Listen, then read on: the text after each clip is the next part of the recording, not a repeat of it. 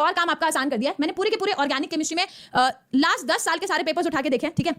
हर paper में मैं paper 1 plus paper 2 मिला के बात कर रही हूँ। देखो मैंने थोड़ा सा स्ट्रैटेजी अलग रखी है, ये मैंने पर ईयर की बात कर रही हूँ कि एक साल में कुल मिला के एक पर्टिकुलर चैप्टर से कितने सवाल आए हैं। तो ऑर्गेनिक में जो सबसे हाई वेटेज वाला चैप्टर है बच्चे वो है एल्डिहाइड कीटोन कार्बोक्सिलिक एसिड। ये शायद जेई मेन में इतना इंपॉर्टेंट नहीं है। जेई मेन में हम हमेशा मैं बोलती थी बच्चे अमीन्स और नाइट्रोजन डेरिवेटिव कर लो, इसके मेंस में 2 क्वेश्चन आते हैं। एडवांस में इसके लिटरली मतलब या तो एक भी क्वेश्चन नहीं आता या कभी कभी एक क्वेश्चन आ जाता है। दोनों पेपर को मिला के बात कर रही हूँ। मगर अगर आप aldehyde ketone carboxylic acid chapter देखो, कार्बोक्सिलिक एसिड और उसके डेरिवेटिव यानी कि एस्टर, एनहाइड्राइड, ये सारे डेरिवेटिव्स आप देखो, आपके 3 से 4 क्वेश्चंस एक पेपर में मिलेंगे। अब हो सकता है 3 क्वेश्चन पेपर 1 में हो, 1 क्वेश्चन पेपर 2 में हो, 2 पेपर 1 में हो, 2 पेपर 2 में हो, या 3 के 3 क्वेश्चन पेपर 1 में हो, पेपर 2 में ना हो, मगर लगभग 3 से 4 क्वेश्चन हर साल आपसे पूछे जाते हैं।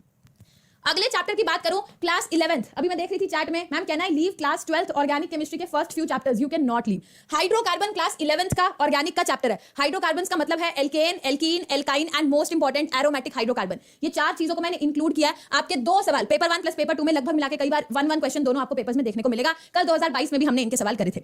इसके बाद एक छोटा सा सब टॉपिक होता है जहां पर हम आयुपेक या आइसोमेरिज्म पढ़ाते हैं। मैं आपको ऑनेस्टली एक बात बता देती हूं, आयुपेक और आइसोमेरिज्म, ठीक है, इसके स्ट्रक्चरल आइसोमेरिज्म के या आयुपेक के बहुत ज्यादा पर्टिकुलर सवाल नहीं आते।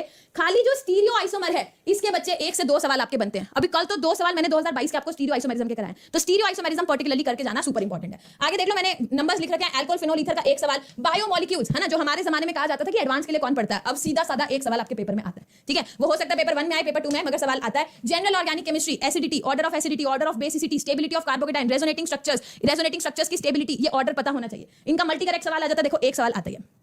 आगे देखिए, अब ये 4 चैप्टर्स बच्चे मैंने आपके सामने लिखे हैं, ठीक है। आप जब पढ़ाई करना शुरू करेंगे, जब हम भी आपको क्रैश कोर्स में पढ़ाएंगे, तो हम भी इस चीज का डेफिनेटली ध्यान रखेंगे कि जो हाई वेटेज टॉपिक है उनको हम पहले कराएं। जो बच्चा खुद से सेल्फ स्टडी करके पढ़ रहा है वो भी ये बात ध्यान रखे, हेलो एल्कीन, हेलो एरीन्स, यानी कि वो जो याद है SN1 SN2 वाले क्वेश्चंस हुआ करते थे, ये पहले बहुत सारे क्वेश्चंस पूछे जाते थे, अब धीरे धीरे कम होते जा रहे हैं। पॉलीमर्स चैप्टर, ठीक है, अमीन्स जैसे कि नाइट्रोजन डेरिवेटिव, एनवायरमेंटल केमिस्ट्री या फिर केमिस्ट्री इन एवरीडे लाइफ। ऐसा नहीं मैं कह रही कि इनके सवाल नहीं आएंगे। कई बार ऐसे होता है कि भाई कभी कोई भी सवाल नहीं आया है ना, देखा जाए भाई इसका एक भी सवाल नहीं आया, इनका एक आ गया। कई बार होता है इसका एक सवाल आया, इसका एक भी नहीं आया, इसका एक भी नहीं आया, तो लगभग कभी आते हैं कभी नहीं आते। अगर आएगा भी तो हद एक क्वेश्चन आएगा। तो डेफिनेटली जब भी आप ऑर्गेनिक पढ़े तो इसी ऑर्डर में पढ़े, ऊपर वाले चैप्टर्स को ज्यादा वेटेज दें, नीचे वाले चैप्टर्स को थोड़ा थोड़ा कम वेटेज देते जाएं, ठीक है।